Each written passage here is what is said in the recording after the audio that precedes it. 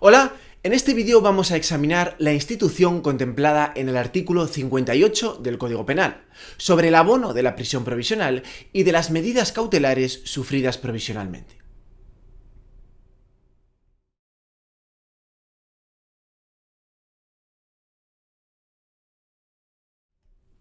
¿Qué entendemos por abono de la prisión provisional o de otras medidas cautelares?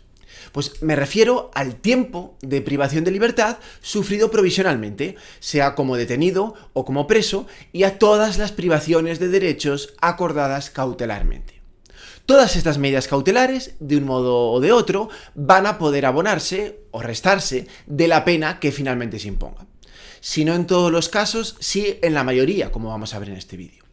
Por eso definimos esta institución que vamos a desarrollar en este vídeo como la operación por medio de la cual las medidas cautelares o las privaciones de derechos sufridas provisionalmente se descuentan del cumplimiento de la pena, en la causa en la que se acuerdan o bien en otras causas distintas. Se dice que el fundamento de esta figura se sitúa en razones de justicia material, porque no se puede ignorar que parte del tiempo transcurrido en esa pena ya se ha cumplido durante la medida cautelar. Por decirlo de alguna forma, el autor del delito ya ha cumplido parte de su culpabilidad mientras sufría esas privaciones de derechos provisionalmente, y ahora lo que hay que hacer es compensarlo con la pena impuesta. El Tribunal Supremo diría que toda privación de derechos sufrida supone una especie de adelanto de la pena impuesta o que se va a imponer en el futuro, y que por tanto este adelanto debería ser compensado, porque si no se compensa se vulneraría el principio de culpabilidad, porque el autor del delito ya ha extinguido una parte de su culpabilidad con esa pérdida de derechos anterior. Bueno, vamos a verlo de forma más fácil, con un ejemplo muy sencillo, al menos para poder situarnos en lo que vamos a tratar en este vídeo.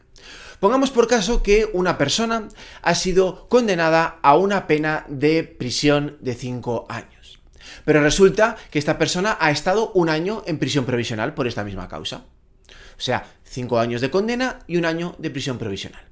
Pues a la hora de hacer el cálculo de la pena a cumplir, tendremos que hacer una sencilla resta, tendremos que tener en cuenta ese año. Y por tanto, a esos 5 años se le abonará un año de prisión provisional, se le restará. De este modo, el tiempo de condena a cumplir será de 4 años. El tiempo invertido en la medida cautelar se restituye en tiempo de no cumplimiento de la condena. En este caso, puesto que se trata de prisión provisional, digamos que la privación de libertad sufrida provisionalmente se abona también en tiempos de privación de libertad real, sufrida realmente. Bueno, ¿dónde se regula esta institución que vamos a examinar en este vídeo? Esta institución se regula en el Código Penal, en el artículo 58 que vemos ahora aparecer en la pantalla. Al menos fundamentalmente en el artículo 58, porque también existe una referencia en el artículo 59 que vamos a ver. ¿Y qué es lo que se menciona en el Código Penal?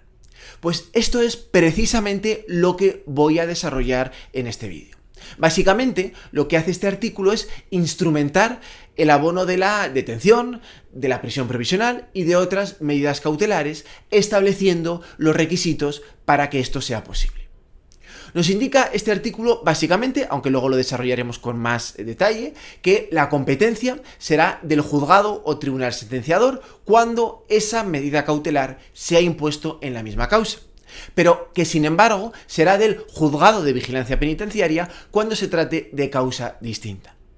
Y además el apartado tercero establecería un límite temporal al abono de la prisión o provisional o de la medida cautelar en otra causa, como luego veremos. El apartado cuarto lo extendería también a otras privaciones de derechos. Y finalmente, el artículo 59 abre la puerta a que se abonen medidas cautelares a penas de diferente naturaleza. Como digo, que sirva esto simplemente como presentación a lo que vamos a ver a continuación, solo como presentación, porque estas son las cuestiones que vamos a desarrollar en los siguientes minutos de este vídeo.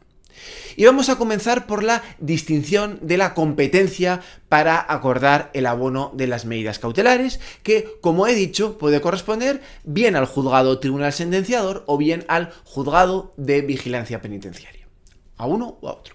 Será del juzgado o tribunal sentenciador cuando se trate de su abono a la pena o penas en las que la causa, en la causa en las que esa medida cautelar es acordada.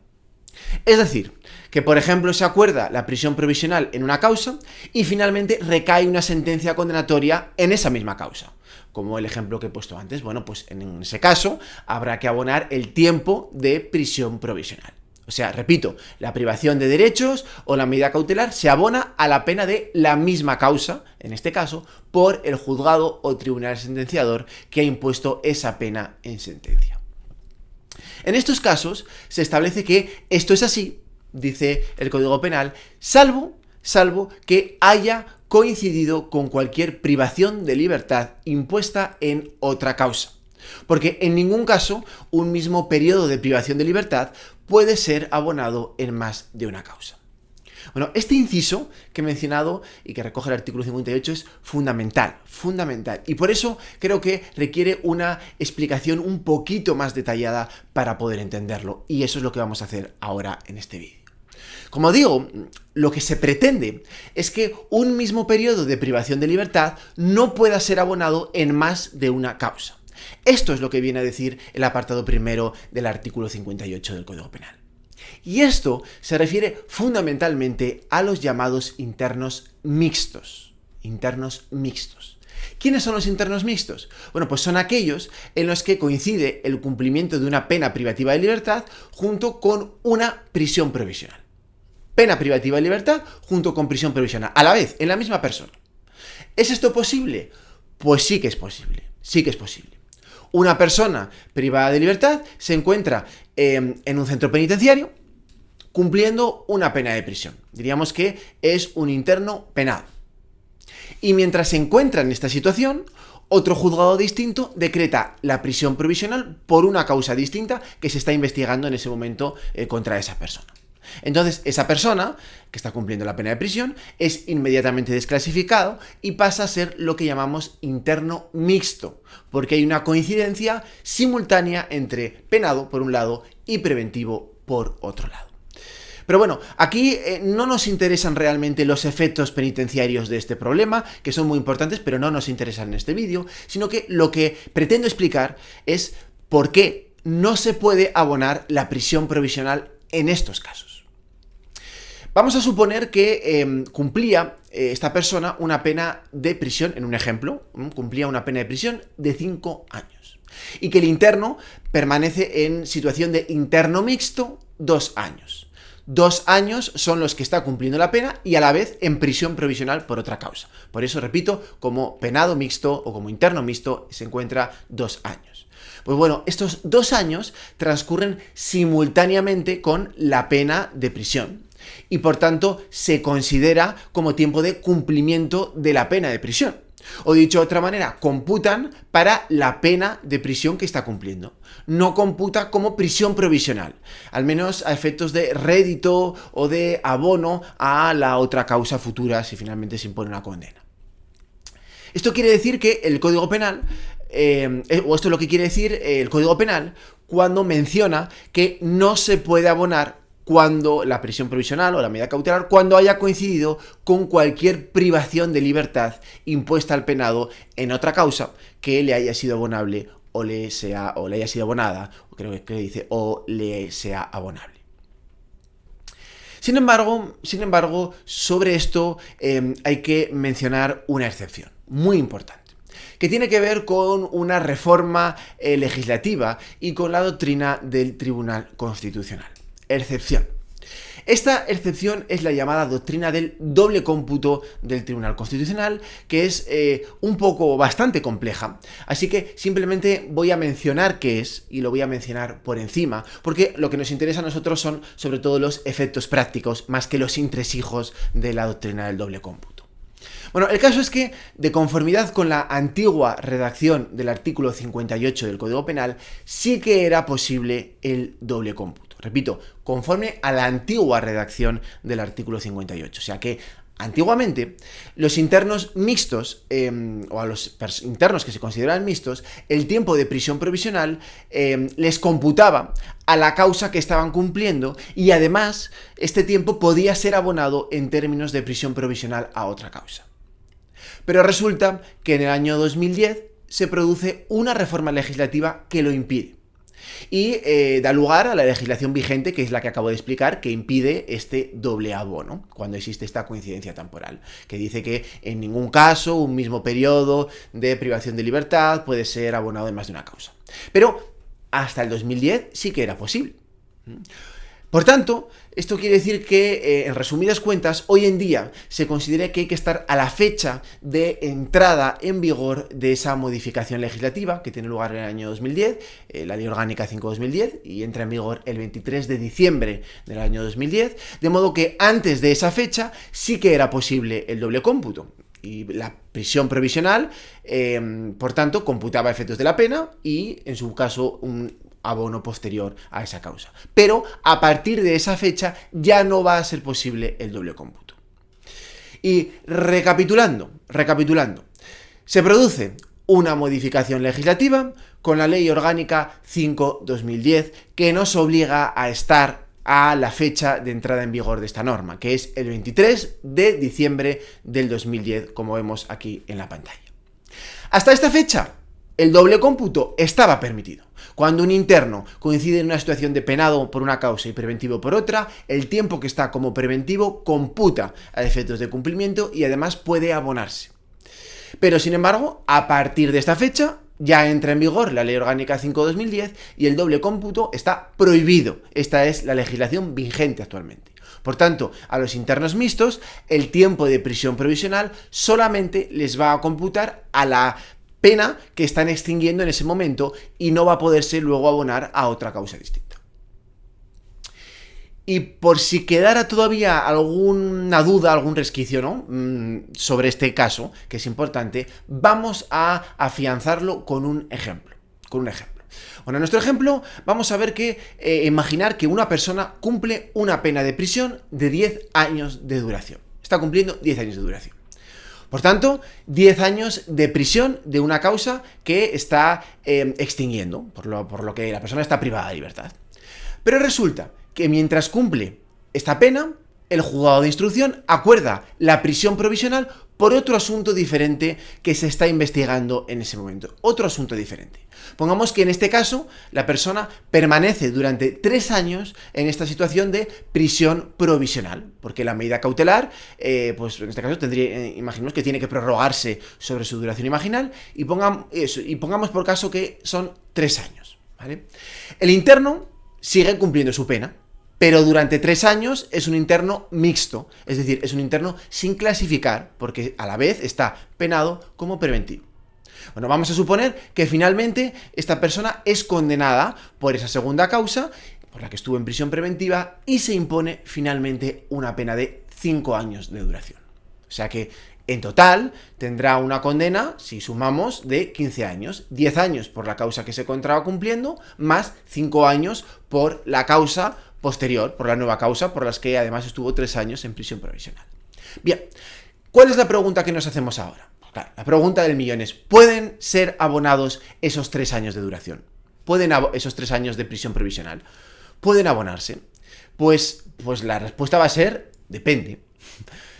Pues si esos 3 años tienen lugar conforme a la regulación vigente del Código Penal, la que he explicado, es decir, a partir de la entrada en vigor de la Ley Orgánica 5/2010, la respuesta está clara, no es posible. No es posible porque ese tiempo de prisión provisional se va a computar a una sola causa, en este caso a la causa 1, que es la causa que se encontraba cumpliendo esta persona.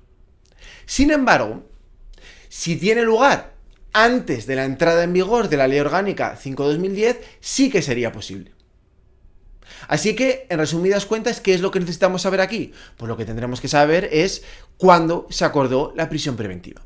Y vamos a imaginar, porque se trata de un ejemplo, que es ahí, justo ahí, donde aparece, en rojo. Es decir, ahí es donde se acuerda la prisión preventiva y ahí tenemos la fecha definitiva, o sea, la fecha fundamental para nosotros, que es la fecha en la que entra en vigor la nueva regulación, es decir, el 23 de diciembre del año 2010, cuando entra en vigor la Ley Orgánica 5/2010. Pues mientras esto ocurre, mientras se encontraba cumpliendo la pena y además en prisión preventiva simultáneamente. Y explicado claramente, de forma simplificada, vemos, ¿no?, que 2 años caerían hacia un lado y otro año caería hacia otro lado. ¿Esto qué significa? Pues muy sencillo, que en nuestro ejemplo, esos 2 años transcurridos antes del 23 de diciembre del 2010 sí que podrán abonarse porque sí que cabe el doble cómputo. Sí que podrán abonarse cuando esa persona pues haya sido condenada, porque estará permitido en ese caso el doble cómputo y por tanto habrá que descontarlos de la pena efectivamente impuesta. ¿Cómo? Pues con una sencilla resta, como vemos, una sencillísima resta. Pero sin embargo, el tiempo posterior a esa entrada en vigor de la ley orgánica, que en este caso pongamos de forma simplificada que es 1 año, tercer año de prisión provisional, no, y por tanto ese año no se abonará.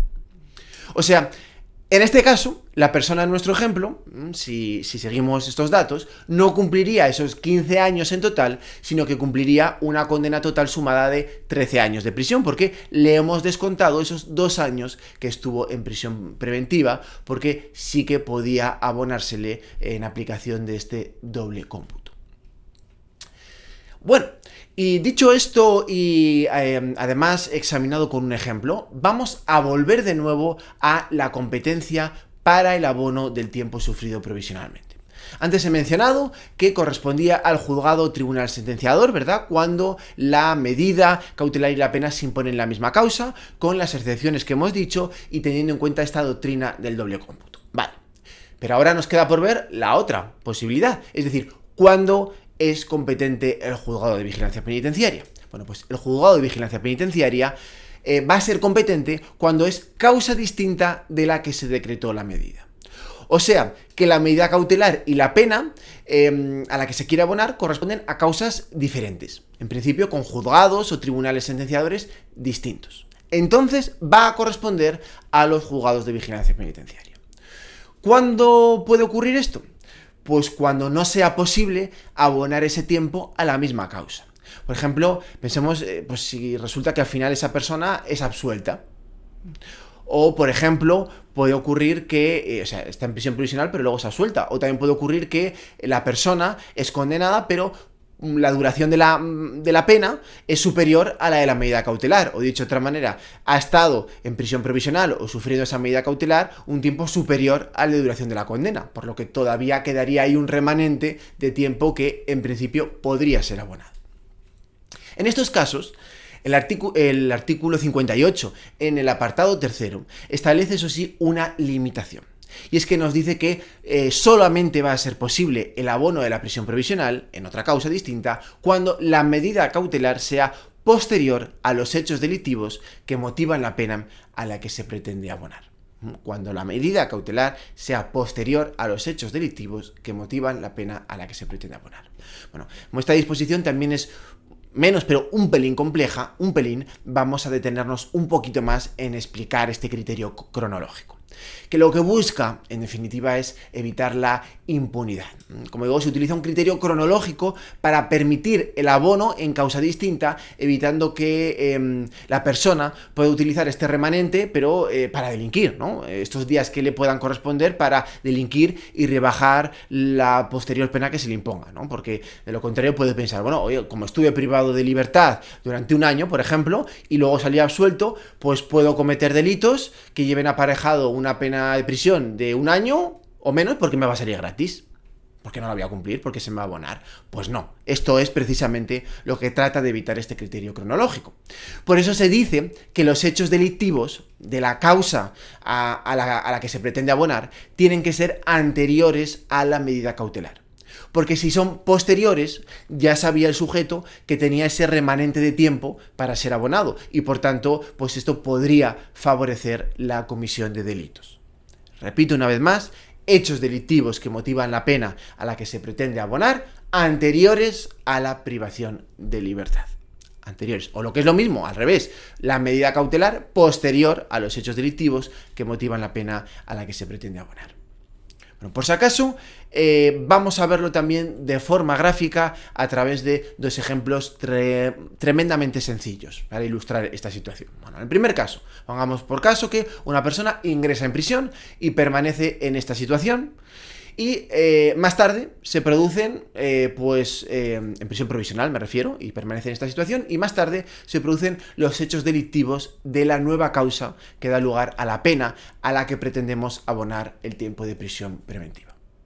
Y otro caso distinto, con diferente criterio cronológico, al revés, se producen los hechos delictivos que luego darían lugar a una pena privativa de libertad a la que pretendemos abonar un periodo de privación de prisión provisional de otra causa distinta, pero que ocurre con posterioridad. Como digo, la pregunta es, ¿en qué caso va a ser posible el abono en causa distinta? ¿En el ejemplo primero o en el ejemplo segundo? Según este criterio cronológico. Pues parece que en el primero, desde luego, no.